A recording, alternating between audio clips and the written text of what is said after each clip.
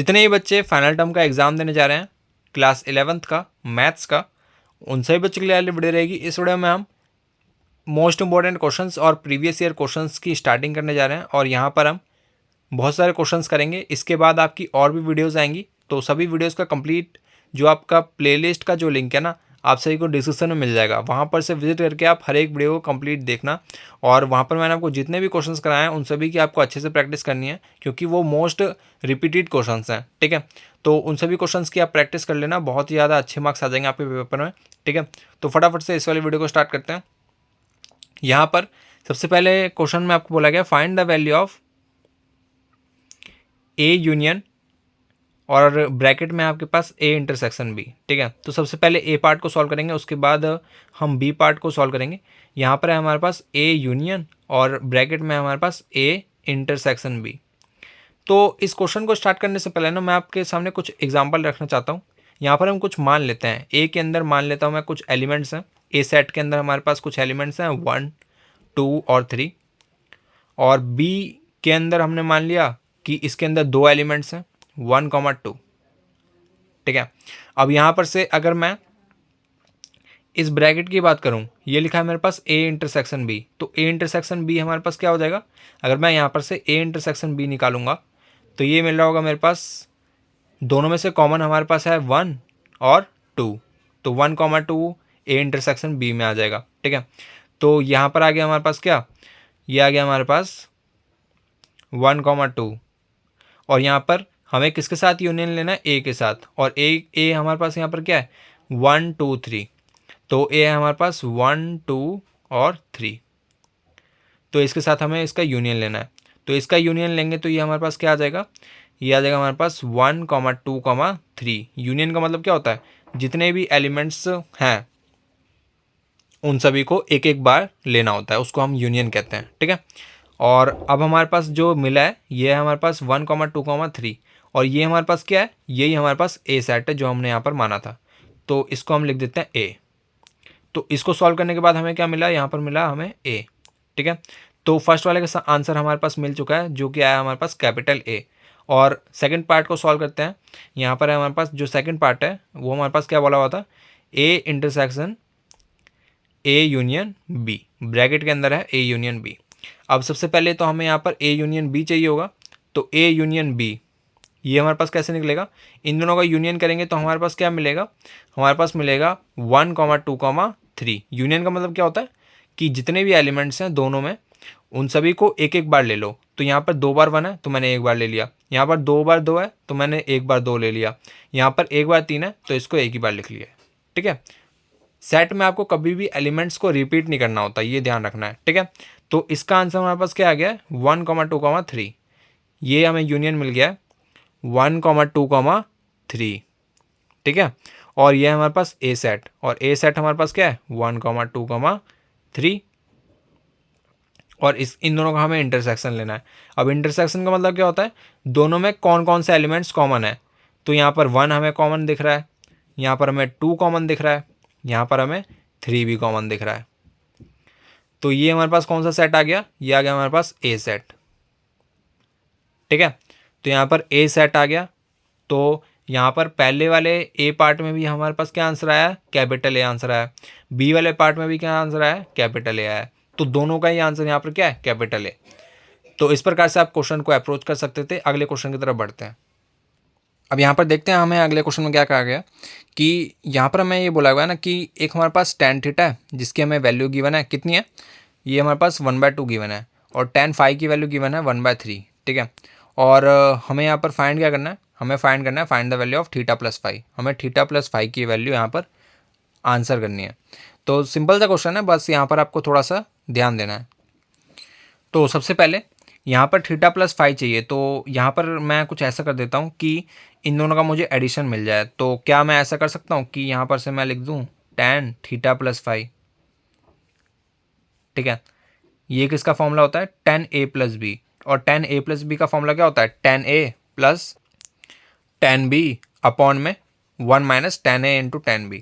ठीक है, तो ऐसे लिखेंगे tan थीटा, a की जगह पे थीटा और b की जगह पे phi, tan a plus tan b, a की जगह पे थीटा है और b की जगह पे क्या है? फाई है। Divide by 1 minus tan theta into tan phi, यही होगा। अब यहाँ पर से टेन थीटा की वैल्यू 1/2 है, टेन फाई की वैल्यू 1/3 है। अब आप सोचेंगे मुझे कैसे पता लगा कि टेन थीटा प्लस फाई करेंगे तो मुझे ये मिलेगा, बट आपको मैं यहाँ पर बता देना चाहता हूँ ना, जब तक आप क्वेश्चंस को सॉल्व नहीं करोगे ना तब तक आपको नहीं पता लगेगा, ठीक है। तो जैसा जैसा भी मैं करवा रहा हूँ ना, बस आपको ऐसा मान के चलना है कि ऐसा ऐसा होता है, ठीक है। अगर आपको अभी ये समझ नहीं आ रहा कि यहाँ पर थीटा प्लस फाइव लिखा है तो मैंने यहाँ पर टेन थीटा प्लस फाइव क्यों लिख दिया, तो ये आपको तभी समझ में आएगा जब आपने बहुत सारी प्रैक्टिस की होगी, ठीक है। तो प्रैक्टिस आपको बहुत ज़्यादा करनी पड़ेगी मैथ्स में, ठीक है। तभी मैं आपको बोल रहा हूँ मेरे साथ साथ क्वेश्चंस को यहाँ पर करते जाओ, ताकि आपकी भी जो अप्रोच है वो यहाँ पर बनती जाए। तो टेन थीटा की जगह पे मैंने लिख दिया 1/2 और टेन फाइव की जगह लिख दिया मैंने 1/3, क्योंकि यहाँ पे हमें क्वेश्चन में दे रखा है।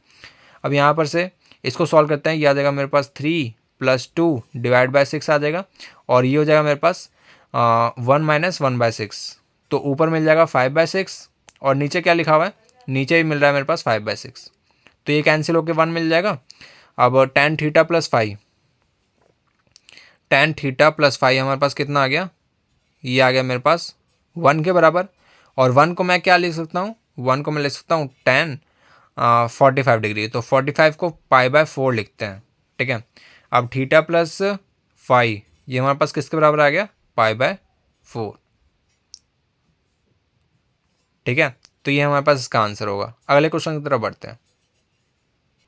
थर्ड क्वेश्चन की बात करें तो यहाँ पर हमें ये बोला हुआ है कि cos 6x ये एंगल के अंदर 6 से मल्टीप्लाई हुआ है, ठीक है।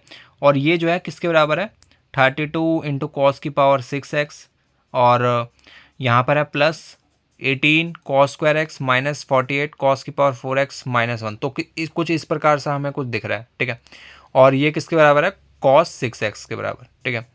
तो यहाँ पर हमें क्या करना चाहिए, उससे पहले मैं आपको बता दूँ, ये जो है आपके पेपर में, गवर्नमेंट स्कूल के पेपर में आपके पास 3 टाइम्स रिपीट हो चुका है, ठीक है।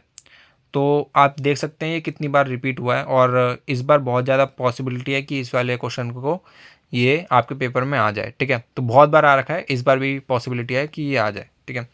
तो यहाँ पर हम लेफ्ट हैंड साइड से स्टार्ट करेंगे, LHS ले लेते हैं। यहाँ पर LHS है हमारे पास कॉस, यहाँ पर है हमारे पास 6x, तो 6 को मैं क्या ऐसे लिख सकता हूँ, 2 इंटू 3x, ठीक है। और ये हमारे पास किसके बराबर होता है, ये होता है मेरे पास 2 टाइम्स कॉस स्क्वायर 3x -1, ठीक है। क्योंकि हमारे पास यहाँ पर क्या cos 2 थीटा का फॉर्मूला बन रहा है, ठीक है। थीटा की जगह पे यहाँ पर 3x है। अब दूसरा डाउट आपका ये होना चाहिए कि यहाँ पर मैंने कॉस में क्यों ब्रेक किया, क्योंकि साइड साइड टर्म मुझे कॉस में दिख रही है, ठीक है। आपका डाउट क्या होना चाहिए था कि इसको मैंने कॉस में क्यों क्यों ब्रेक किया, इसको मैं साइन में भी कर सकता था, इसको मैं ऐसे करके इसको साइन में भी कर सकता था। कैसे, इक्वल टू 1 माइनस 2 टाइम्स साइन स्क्वायर 3x, इसको मैं ऐसे भी लिख सकता था, ठीक है। इसको मैं 10 में भी ब्रेक कर सकता था, बट मैंने इसको इसी में क्यों किया, क्योंकि ये साइड साइड टर्म्स किस में दिख रही है आपको, कॉस में दिख रही है, इसीलिए मैंने इसको कॉस में कन्वर्ट किया है, ठीक है। अब बात आती है यहाँ पर cos 3x का फॉर्मूला लगेगा। अब फॉर्मूला याद होना चाहिए, cos 3x, इसका फॉर्मूला हमारे पास क्या होता है, 4 cos³ x -3 cos x, ठीक है। तो ये cos 3x का फॉर्मूला है, तो इसको हम यहाँ पर अप्लाई कर देते हैं। ये हो गया मेरे पास 2 टाइम्स, इस पूरे की जगह पे हम क्या लिख देते हैं, ये लिख देते हैं 4 cos³ x -3 cos x। अब एक चीज़ मत भूलना कि यहाँ पर एक स्क्वायर भी लगा हुआ है, तो ये स्क्वायर लगा दिया -1, ठीक है। अब इस पर स्क्वायर ओपन करते हैं, तो ये हो जाएगा मेरे पास 2 टाइम्स, स्क्वायर ओपन किया तो इसका स्क्वायर, ये हो जाएगा 16 टाइम्स cos की पावर 6x, प्लस में a स्क्वायर हो गया, अब b स्क्वायर यानी इसका स्क्वायर, ये इसका स्क्वायर क्या हो जाएगा 9 cos स्क्वायर x -2 टाइम्स, ये 4 3 जा हो जाएगा हमारे पास 12, और cos इंटू कॉस की पावर 3, तो ये हो जाएगा cos की पावर 4x। 2ab होता है ना, तो 2ab के लिए मैंने ये कर दिया इस प्रकार से, ठीक है। और माइनस में ये वाला 1 यहाँ पे लिख दिया। अब यहाँ पर से 2 की मल्टीप्लाई करते हैं तो ये 2 इसके साथ गया तो ये 32 हो गया, 32 कॉस की पावर 6x प्लस में 2 9 जा 2 9 जा 18 होता है, 18 कॉस स्क्वायर एक्स। अब 2 इंटू ये हो गया मेरे पास 24, तो ये हो गया मेरे पास 2 इंटू 24 तो 48, 48 कॉस की पावर 4x माइनस 1। ठीक है, इस प्रकार से। तो आपने क्या गौर किया यहाँ पर जो RHS था हमारे पास वो कुछ इस प्रकार का था कि जो RHS है ये हमारे पास 32 टाइम्स ऑफ कॉस की पावर 6x जो कि हमारे पास यहाँ है, प्लस में 18 times of cos square x जो कि हमारे पास यहाँ है, और माइनस में 48 कॉस स्क्वायर एक्स कॉस की पावर 4x सॉरी जो कि हमारे पास यहाँ है, और माइनस में 1 जो कि ये रहा। ठीक है, तो यहाँ पर से हमारे पास प्रूफ हो गया कि जो LHS है वो हमारे पास किसके बराबर है, RHS के बराबर है, हैंस प्रूफ्ड। क्वेश्चन नंबर 4 की बात करें तो वो अगेन सिंपल सा क्वेश्चन है, बट आपको यहाँ पर एक फॉर्मूला याद होना चाहिए NPR का। ये हमारे पास फॉर्मूला होता है बहुत ही ज़्यादा सिंपल सा, ये होता है हमारे पास n फैक्टोरियल डिवाइड बाय इन दोनों का डिफरेंस n माइनस आर, इसका फैक्टोरियल। बस इतना सा फॉर्मूला है, इसके बेस पे आपके ये वाला क्वेश्चन हो जाएगा। आपको यहाँ पर r की वैल्यू फाइंड करनी है, find the value of r, और यहाँ पर आपको बोला हुआ है कि जो 20PR है is equal to 13 into 20PR minus 1। ठीक है, तो इसको सबसे पहले हम ओपन कर लेते हैं। ये आ जाएगा मेरे पास कितना, ये आ जाएगा मेरे पास 20PR। इसको मैं कैसे लिख सकता हूँ, ये लिख सकता हूँ 20 फैक्टोरियल डिवाइड बाय, और ये जाएगा मेरे पास 20 माइनस आर फैक्टोरियल। ठीक है, इसको मैं ऐसे लिख सकता हूँ। ठीक है, इज इक्वल टू में 13 टाइम्स, अब इसको कैसे लिखेंगे, ये हो गया मेरे पास 20 factorial divide by R minus 1, तो 20 माइनस आर माइनस 1 तो ये प्लस 1 हो जाएगा इसका फैक्टोरियल। ठीक है, इस प्रकार से। अब ऊपर से 20 फैक्टोरियल तो कैंसिल हो जाएगा, 20 फैक्टोरियल यहाँ पे भी है और यहाँ पे भी है, और यहाँ पे बच गया मेरे पास 13, तो 13 को यहाँ पर नीचे ले आते हैं तो ये 1/13 हो जाएगा, और इसको ऊपर ले गए तो 20 माइनस आर इसका फैक्टोरियल डिवाइड बाय ये हो गया मेरे पास 21, तो 21 माइनस आर फैक्टोरियल। अब एक काम कर सकते हैं कि इसको ओपन कर लेते हैं, तो यह आ जाएगा मेरे पास 21 माइनस आर इंटू में एक घटा देते हैं इनमें से, तो यह आ जाएगा मेरे पास 20 माइनस आर फैक्टोरियल। तो इस वाली क्वांटिटी से ये पूरा कट जाएगा, और यहाँ पे बचेगा मेरे पास 1, ऊपर तो बचा मेरे पास 1, नीचे क्या बचा 21 माइनस आर बचा ये। अब यहाँ पर से 21 माइनस आर ये किसके बराबर हो जाएगा 13 के, और आर किसके बराबर हो जाएगा 21 माइनस 13, तो ये आ गया 7 और ये 8, तो 8 बचेगा। आर की वैल्यू कितनी आ गई 8 आ गई, तो ये इसका राइट आंसर है। अगले क्वेश्चन की बात करें तो यहाँ पर जो है ना ये थोड़ा सा इंपॉर्टेंट कैटेगरी का क्वेश्चन है। ठीक है, बहुत बार इसको पूछ लिया गया, आपका NCERT का एग्जाम्पल का क्वेश्चन है। ठीक है, तो यहाँ पर आपको बोलना है कि यहाँ पर n टर्म्स का, यहाँ पर ये आपके पास एक सीक्वेंस है, इसमें आपको n टर्म्स का सम बताना है।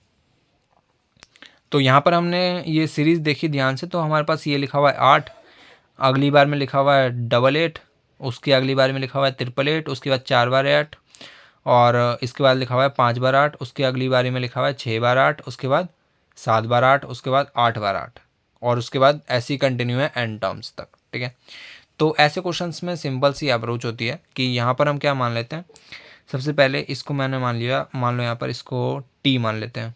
ठीक है, और अगर आप इसको ध्यान से देखो तो ना ही ये AP में है और ना ही ये GP में है। GP में होता तो कॉमन रेशियो जो है वो इसका इक्वल होना चाहिए था। कॉमन रेशियो लेके देख लो यहाँ पर, अगर मैं यहाँ पर 88/8 करता हूँ और यहाँ पर करता हूँ मैं 4 बार 8 डिवाइड बाय 88, तो आप यहाँ पर देख लो क्या ये रेशियो बराबर आ रहा है। यहाँ पर से आएगा 11 और यहाँ पर से कितना आएगा, ये आएगा मेरे पास, ये आ गया 1 और अगले डिजिट 0 1, ठीक है। तो यहाँ पर से आ रहा है 11 और यहाँ से आ रहा है 101, तो क्या ये इक्वल है आपस में? तो ये नॉट इक्वल है, ठीक है। तो ये जीपी में तो नहीं है, ज्योमेट्रिक प्रोग्रेशन में तो नहीं है। अब एपी की बात करें तो एपी यहाँ पर कैसे चेक करेंगे? कॉमन डिफरेंस लेकर। तो यहाँ पर 88 माइनस 8, क्या ये बराबर है किसके? ये 4 बार 8 माइनस 3 बार 8, 4 बार 8 माइनस 3 बार 8। तो आपको देखने से पता लग रहा है यहाँ पर मिल रहा है मेरे पास 80 और यहाँ पर क्या मिलेगा मेरे पास? 8 को मैंने घटा दिया तो 8000 मिलेगा। तो क्या ये इक्वल है? तो ये नॉट इक्वल है। तो यहाँ से भी समझ में आ रहा है और यहाँ से भी समझ में आ रहा है, ना ही ये जीपी में है और ना ही ये एपी में है। तो ये है क्या? ठीक है, आपका डाउट आना चाहिए ना कि ये है क्या। ना ही है जीपी में है, ना ही है एपी में, तो ये क्या है? ठीक है, तो इसी का जवाब इस क्वेश्चन में छुपा हुआ है। तो स्टार्ट करते हैं इस वाले क्वेश्चन को। तो यहाँ पर टी की वैल्यू हमें यहाँ पर फाइंड करनी है कि यहाँ पर जो है ना टी हमारे पास क्या है? इन सब का सम। तो यहाँ पर मैं ऐड का साइन और लगा लेता हूँ, यहाँ पर कॉमा की जगह पे ऐड। तो इन सबको हमें ऐड करके बताना है, ठीक है, टिल देन एन टर्म्स तक, ठीक है। तो यहाँ पर सबसे पहले मैं इन सब में से 8 कॉमन ले रहा हूँ। तो 8 कॉमन लिया जैसे ही मैंने, तो यहाँ पर बचा मेरे पास 1, यहाँ पर बचा मेरे पास 11, यहाँ पर बचा मेरे पास 1 और यहाँ पर बचा मेरे पास 4 बार 1 और यहाँ पर बचा मेरे पास 5 बार 1, 1 2 3 4 5। ऐसे ही करते करते आगे भी ऐसे ही कंटिन्यू हो रहा है, ठीक है। जैसे मैंने 8 कॉमन लिया तो यहाँ पर हमें कुछ 1 दिख रहा है, 11 दिख रहा है, 1 दिख रहा है, 4 बार 1 दिख रहा है, 5 बार 1 दिख रहा है और ऐसे ही आगे भी दिख रहा है। तो यहाँ पर जैसे मैंने 8 कॉमन लिया तो मुझे कुछ खास फ़ायदा दिखा नहीं। एक काम करता हूँ, यहाँ पर 9 से मल्टीप्लाई और डिवाइड कर देता हूँ, तो क्या पता कुछ अच्छा मिल जाए। तो यहाँ पर मैंने क्या किया, 9 से मल्टीप्लाई और 9 से डिवाइड किया है। तो यहाँ से मैंने डिवाइड कर दिया और यहाँ पर मैंने इसी पूरी सीरीज़ में 9 से मल्टीप्लाई भी कर दिया है। 9 से यहाँ पर डिवाइड कर दिया है और 9 से इस पूरी सीरीज़ में मैंने मल्टीप्लाई कर दिया 9 से। तो यहाँ पर 9 से इसकी मल्टीप्लाई होगी तो ये हो जाएगा मेरे पास 9, 9 से इसकी मल्टीप्लाई होगी तो ये हो जाएगा मेरे पास 99, 9 से इसकी मल्टीप्लाई होगी तो ये हो जाएगा मेरे पास 3 बार 9, 9 से इसकी मल्टीप्लाई होगी तो ये हो जाएगा मेरे पास 4 बार 9 और 9 से इसकी मल्टीप्लाई होगी तो ये हो जाएगा मेरे पास 5 बार 9 और ऐसे ही आगे भी कंटिन्यू रहेगा, ठीक है। होगा कि नहीं होगा? होगा, बिल्कुल होगा। अब 9 की एक ख़ास बात है जिसके लिए मैंने इसको मल्टीप्लाई किया है कि 9 को या 99 को या 999 को या 4 बार 9 को या 5 बार 9 को हम कैसे लिख सकते हैं। 9 का आपने पढ़ा होगा कि 9 का जो नियरेस्ट इंटीजर है वो 10 होता है, ठीक है। 9 का नियरेस्ट इंटीजर हमारे पास 10 होता है, पता है सभी को। 99 का नियरेस्ट इंटीजर 100 होता है, सभी को पता है।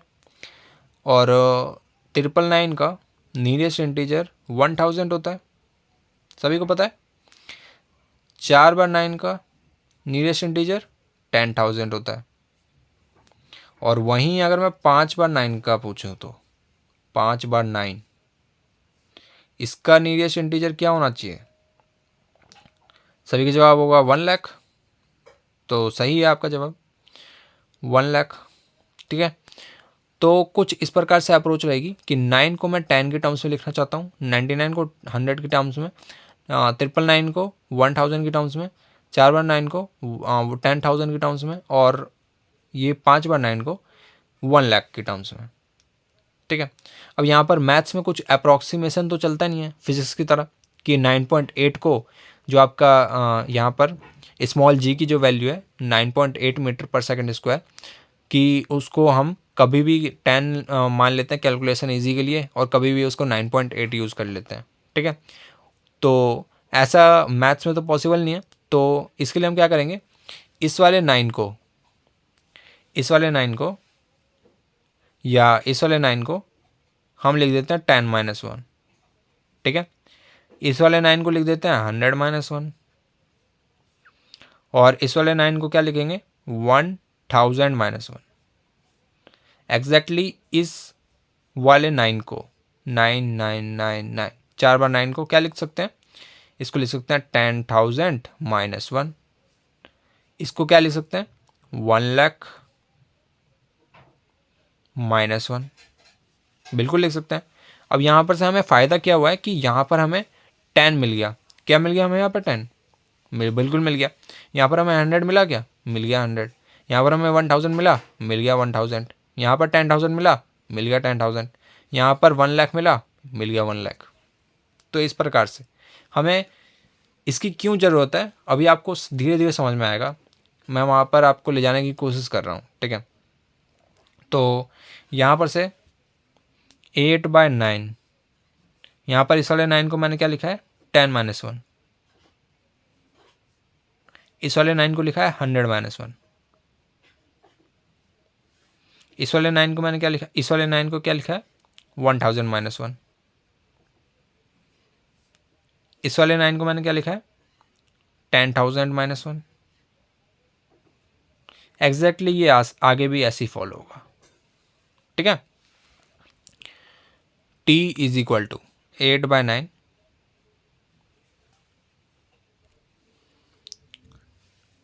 अब यहाँ पर हमें, यहाँ पर ना मैं क्या कर रहा हूँ कि यहाँ पर 10 को 100 को 1000 को 10,000 को 1,00,000 को 10,00,000 को 1 करोड़ को 10 करोड़ को मैं सभी को एक ब्रैकेट में बंद करके लिख रहा हूँ। 10 plus 100 plus 1000 plus 10,000 plus 1,00,000 plus 10,00,000 plus 1 crore, इन सभी को मैंने इस पूरे ब्रैकेट में यहाँ पर लिख दिया, ठीक है।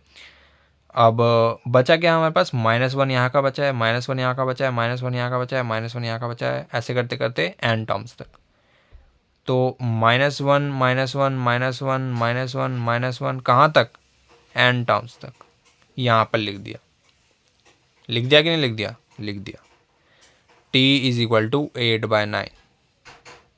अब 10 को मैंने एग्जैक्टली लिख दिया और 100 को मैंने लिख दिया 10 का स्क्वायर, 1000 को लिख दिया 10 का क्यूब, 10,000 को लिख दिया 10 की पावर 4। ऐसे आगे भी कंटिन्यू रहेगा। और -1 अगर मैं आपसे पूछूँ, एक चीज़ आपको ध्यान से देखना चाहिए, यहाँ पर अगर मैं 1 प्लस 1 प्लस 1 प्लस अगर मैं इसको 10 बार जोड़ता हूँ,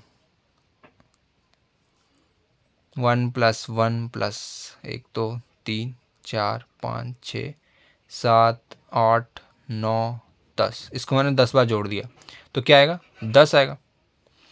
इसको अगर मैं 20 बार जोड़ता हूँ,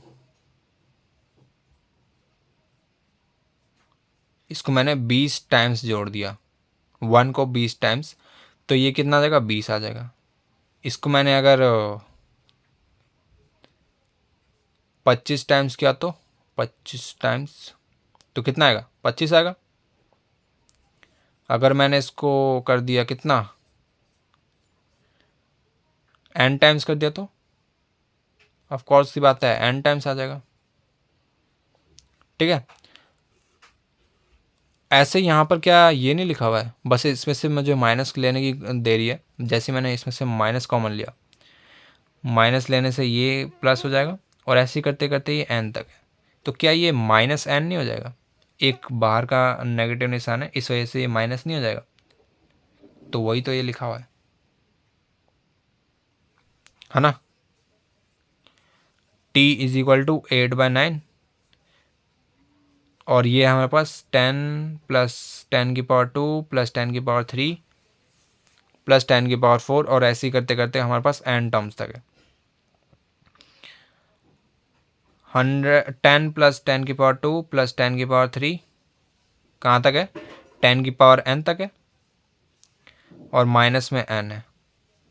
अब यहाँ पर हमारे पास कौन सा फॉर्मूला लगेगा, यहाँ पर हमारे पास जीपी दिख रही है, यहाँ पर कॉमन रेशियो क्या दिख रहा है, यहाँ पर अगर मैं 10 की पावर 2 को इससे डिवाइड कर दूँ तो इसकी पिछली वाली टर्म से, तो 10 की पावर 2 डिवाइड बाई 10, तो हमारे पास कॉमन रेशियो मिल जाएगा कितना 10।